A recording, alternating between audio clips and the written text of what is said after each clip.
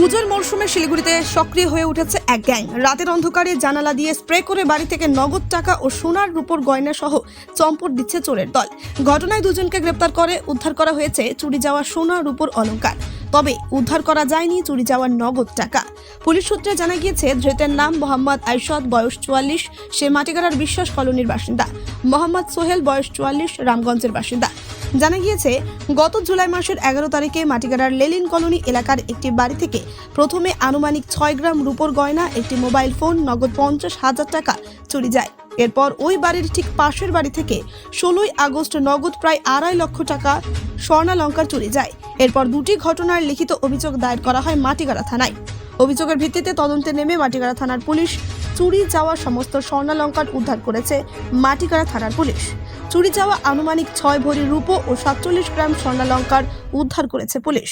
জানা গিয়েছে, গত 26 আগস্ট মাটিগাড়ার পরিবহন নগর থেকে প্রথমে এই ঘটনার তদন্তে নেমে মোহাম্মদ গুলজার নামে এক ব্যক্তিকে গ্রেপ্তার করে মাটিগাড়া থানার পুলিশ। এরপর তাকে জিজ্ঞাসাবাদ করে মোহাম্মদ সোহেল এবং আয়শাদের নাম জানতে পারে মাটিগাড়া থানার পুলিশ। গুলজারের কাছ থেকে চুরি যাওয়া মোবাইল ফোনটি উদ্ধার করা হয়। পরবর্তীতে গুলজারের বয়ান অনুযায়ী ইসলামপুরের অভিযান চালিয়ে 31 আগস্ট ওই দুজনকে গ্রেপ্তার করে।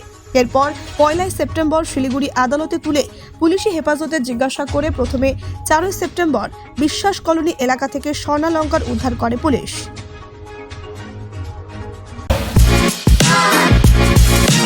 Want luxurious interiors at affordable prices?